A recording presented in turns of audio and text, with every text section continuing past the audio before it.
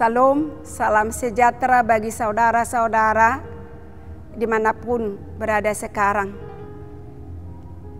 Kiranya kasih Tuhan menyertai kita semua.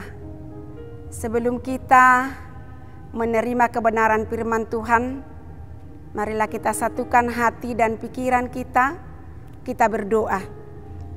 Ya Tuhan Bapa kami yang di sorga, kami bersyukur dan berterima kasih untuk hari yang baru yang Tuhan berikan pada kami. Sebelum memulai segala aktivitas, kami akan menerima firman-Mu. Kiranya Roh Kudus-Mu berdiam di hati kami.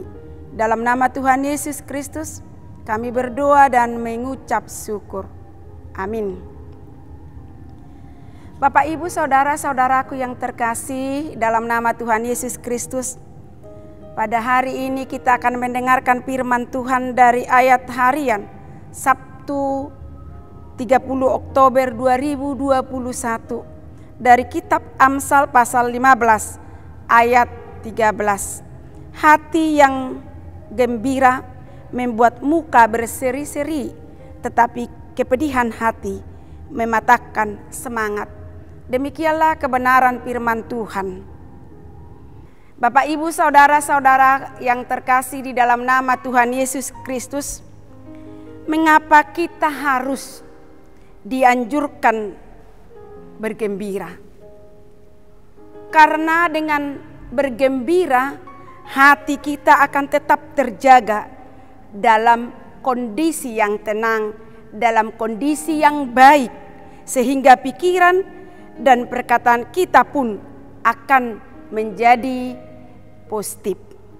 Karena yang diucapkan melalui mulut meluap dari hati kita.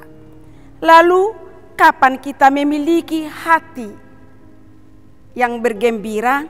Apakah hanya sebatas ketika hutang-hutangku sudah lunas, baru hati saya menjadi bergembira? Hatiku bergembira karena melihat anak-anakku tumbuh dengan sehat dan pintar. Hatiku bergembira. Dan juga saya bergembira melihat anak-anakku lulus dengan nilai yang memuaskan. Saya dapat bergembira karena anak-anak saya sudah selesai dalam perkuliahan dan sekarang semua sudah bekerja. Bergembira saat kita mengalami dan merasakan sukacita, hal-hal yang menyenangkan itu adalah hal yang biasa. Lalu bagaimana jika kita sedang menghadapi masalah, rintangan, persoalan-persoalan, dan mungkin kita terbaring dalam keadaan lemah karena penyakit-penyakit? Dapatkah hati kita bergembira? Bapak, Ibu, saudara-saudaraku yang terkasih, memang kita akui tekanan hidup terkadang berat. Begitu beratnya kita untuk bergembira. Karena berbagai beban selalu mencoba merampas kebahagiaan atau kegembiraan dalam hidup kita.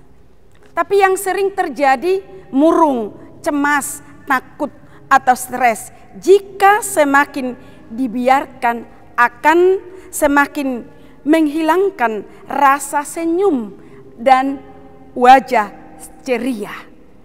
Apalagi kalau kita hanya terfokus kepada kekurangan, terfokus karena persoalan-persoalan dan tidak melihat kelebihan bahkan berkat yang ada, akan membuat kita kehilangan bergembira, kehilangan rasa sukacita kita.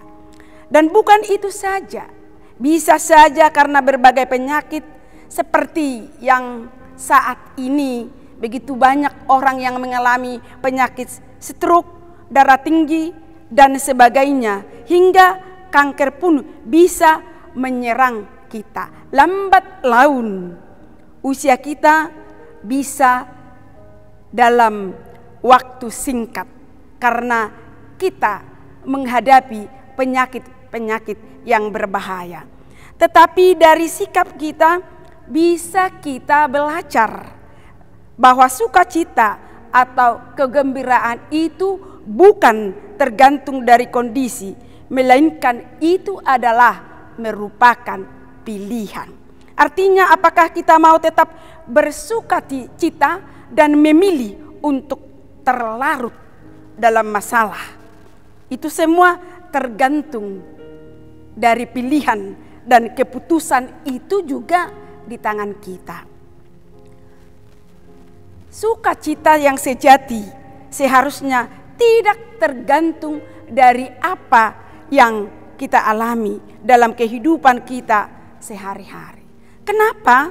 Karena sukacita sejati sesungguhnya adalah sesungguhnya adalah berasal dari Tuhan. Dan bukan karena keadaan kita atau kejadian-kejadian yang ada di sekitar kita. Jangan kamu bersusah hati, sebab sukacita karena Tuhan itulah perlindunganmu. Nehemia 8 ayat 10b.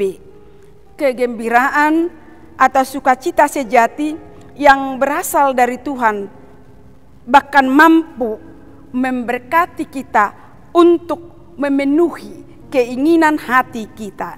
Kegembiraan dalam Tuhan ini bukan saja hanya menjawab keinginan-keinginan yang bahkan kita tidak sadari bahwa sukacita itu, bahkan kegembiraan itu Tuhan melihat bahkan menolong kita.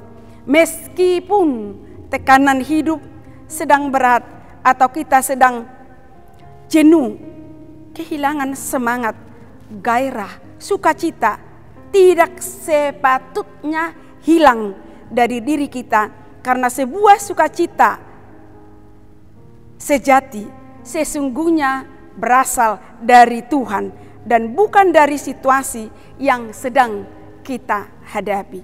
Semua itu adalah masalah sikap hati kita, dan itu pula yang diingatkan oleh sapaan firman Tuhan melalui Raja Salomo yang mengatakan, jagalah hatimu dengan segala kewaspadaan, karena dari situlah terpancar kehidupan.